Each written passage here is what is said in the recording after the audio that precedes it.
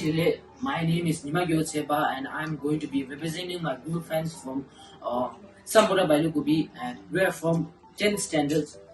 And today we're going to be talking about the hydroponic mode of farming. Why we are talking about this specific farming method is because this wastes little amount of water, and water is really important for us.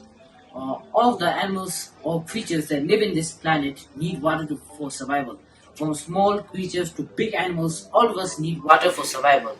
And when you think about water, you might say that most of the planet is covered with water, but most of it is saline water or sea water, which has a large content of salt in it and is not useful for us. Only 2.5% of it is fresh water and drinkable water, and most of it is in glaciers in Antarctica. And you might say that water is replenishable and can be come again and again in a cycle, but fresh water can end.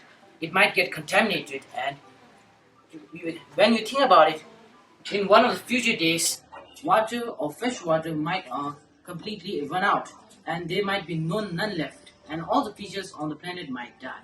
And that is why water is really important. Point two, we waste a lot of water in our daily life, and we don't really think about the usage of water and how we waste it. And first, one clear example is when we flush the toilet, we use a lot of water and flush it, and that is a lot of wastage of water. But I'm not talking about stopping or flushing the toilets. That's not good. But I'm just telling you a specific example where, if you think about it, yeah, there's a lot of water wasted there, and that's just only a little bit of example. If you think big in industries, there is a lot of process, and one of them that is mainly reason of water wastage is wet processing in textile industry or clothing industry, where they wet the clothes and for them to be dyed later, and all the water that is used there is contaminated, and they throw it in rivers, which is contaminated later. So first of all, they waste the water that they use. Second of all, they waste the river, so they are wasting two sources of water that is very useful for us, and that's very bad. Hi, I'm Sambhota, and as a part of this group, I'm going to talk about how agriculture affects the world's water and more. We know the importance of water and how it plays an important role in crop production and food security. Agriculture is one of the largest consumers of water and uses 70% of water from rivers and underground for irrigation. Being the largest consumer of water, agriculture is also a cause of water pollution and poor water quality. The pesticides and fertilizers we use in agriculture flows down below the surface of ground, reaching a water-bearing aquifer and contaminates groundwater, making it unsuitable for human usage. All this water pollution in future will lead to scarcity of fresh water. The area's aquifer irrigation has also doubled over decades, from 139 million in 1961 to 320 million in 2012, transferring agricultural pollution to water bodies. Nitrate from agriculture is now the most common chemical contaminant in the world's groundwater aquifer. In countries like China and USA, agriculture is the main source of pollution in surface water, groundwater, lakes, streams, and more. Thank you very much. Now, my friend Ngawan Hamong will be talking about the model on which we are working for this exhibition. Hello everyone, I'm Nawan Hamu, and as a part of this group, today I will be speaking about the usage of hydroponic farming. So, first of all, we all are aware of how the hydroponic saves 90% of water compared to the plants grown on the soil. So, today I'll be speaking about the advantages of hydroponic farming. First of all, as you can see here, this hydroponic farming being the vertical farming, it saves the space, and as in urban areas nowadays we don't have much space, so we turn the vertical farming which saves space. Now the second thing which I want to say is, in organic farming we talk about consuming the plants without fertilizers and pesticides, but we forget about the minerals inside the soil.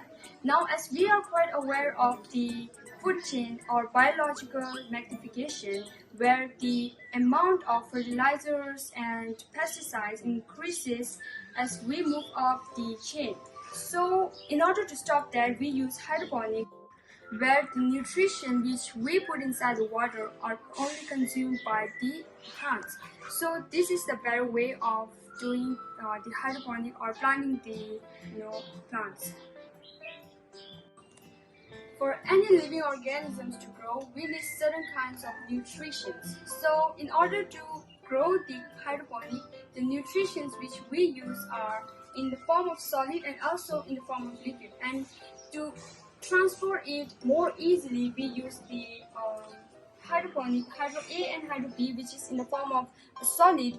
Now I will explain about the working system of this hydroponic model. Now, first of all, the pipe which we have used here is the PVC pipe, and in order, if you want to grow more amount of plants, then we can set up more PVC pipe.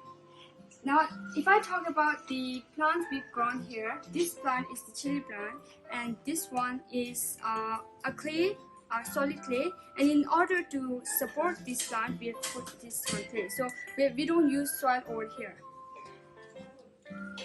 Now we have switched on the motor, and as you can see here, the water goes from here, and then it moves from here and moves from this side. As you can see the water, and then it moves from here and it goes down. So this is in this way it goes here and goes back into the container, and this way how the water is cycled. And in this way, it saves up 90% of water compared to the plants grown in land. As I've said before, this model is an example of vertical farming. So in urban areas, we don't have much space. So we can use the vertical farming there, and it saves us space, and that's it.